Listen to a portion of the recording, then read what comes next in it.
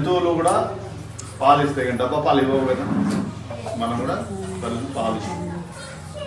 పాలకే ఎక్కువ ప్రాముఖ్యత ఇవ్వాలి, డబ్బా పాలకు ప్రాముఖ్యత ఇవ్వదు. తల్లి పాలు ఏమైనా డబ్బులు పెట్టి కొంటామా మనం? కొనం కదా.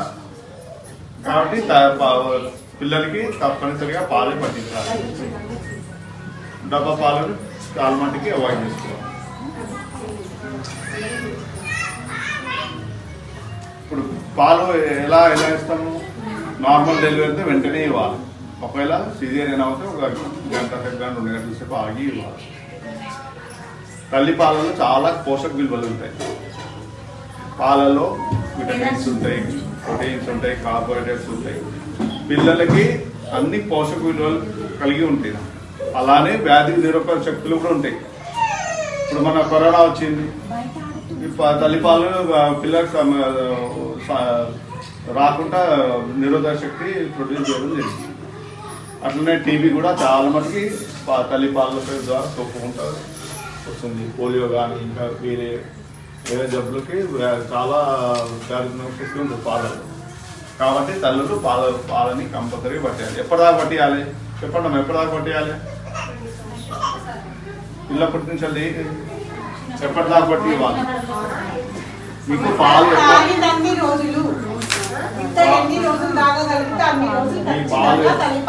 పాలు ఎన్ని రోజులు వస్తే 8 రోజులు 2 సంవత్సరాలు వచ్చి 2 సంవత్సరాలు తాగండి, నష్టం ఏం లేదు. మీ ఆరోగ్యం ఏం క్షీణించుకోదు. కానీ 6 నెలలు మాత్రం కంపల్సరీ తాగిపోయాలి. దాంట్లో పిల్లలకి సరిపోయే ఆహారం ఉంటుంది. దాంట్లో ఉండదు పాలు ఇంటే కదా అని ఏం లేదు. అదే కడుపు నిండా సరిపోతుంది. పిల్లలకి ఎంత శక్తి ఇవ్వాలో ఆ పాలలో అంత శక్తి ఉంటుంది. పిల్లల ఎదుగుదల కూడా చాలా దోహదపడుతుంది. 6 నెలల తర్వాత అప్పుడు మీరు బయట పెట్టవచ్చు. ఎలా పెడతారు? ఫస్ట్లో మామూలుగా లిక్విడ్స్ పెడతారు, వాటర్ నీళ్ళ టైప్లో పెడతాం. ఏమంటే ఇప్పుడు కందిపప్పు కానీ దాన్ని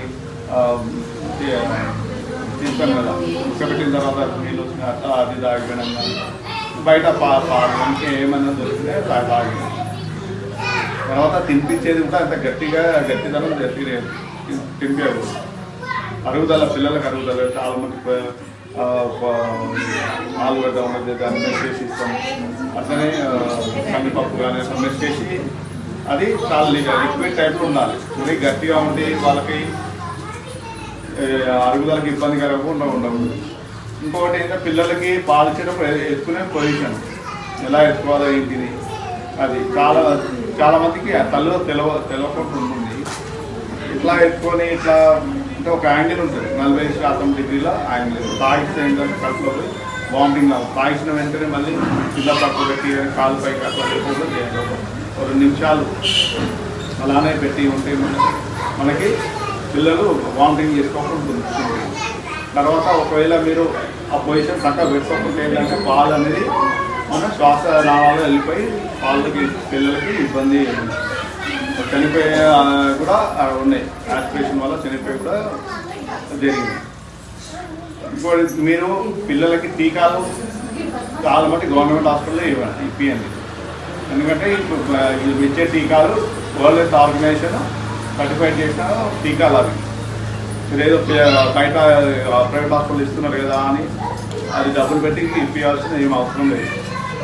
ఎందుకంటే వ్యాక్సిన్ అది టీకాలు అనేది చాలా అక్కడ ఎక్కడైతే తయారవుతుందో అక్కడి నుంచి ఇక్కడ చేసుకోవడానికి చాలా జాగ్రత్తలు తీసుకొని ఇక్కడ ఇస్తుంది. అట్లేదు ఇప్పుడు మనం అది ఏమంటే టెంపరేచర్ అనేది ఆ టెంపరేచర్ దాని మీద ఆ టెంపరేచర్లోనే అక్కడి నుంచి ఇక్కడికి రావాలి. ఇక్కడ కూడా ఆ టెంపరేచర్లో మెయింటైన్ చేయాలి. అనుకున్నాము ఇప్పుడు ఒక వేరే దేశంలో ఎక్కడైనా అమెరికాలో తయారైందనుకో దాన్ని ఇక్కడ తీసుకురావడానికి ఒకవేళ పడవలలో అయినా కానీ విమానంలో అయినా కానీ ఆ ఫ్రిడ్జ్ పెద్ద ఫ్రిడ్జ్లు ఉంటాయి. దాంట్లోనే ఆ టెంపరేచర్ మెయింటైన్ చేసుకుంటే వస్తుంది.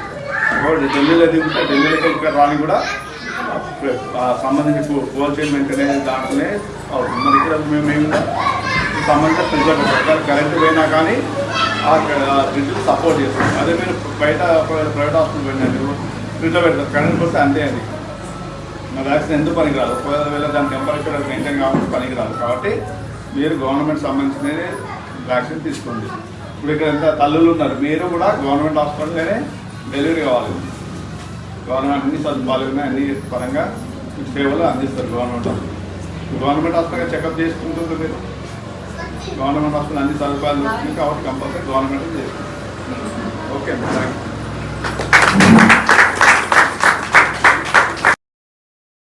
MFSN ఛానల్కు లైక్ చేయండి, షేర్ చేయండి, సబ్స్క్రైబ్ చేయండి.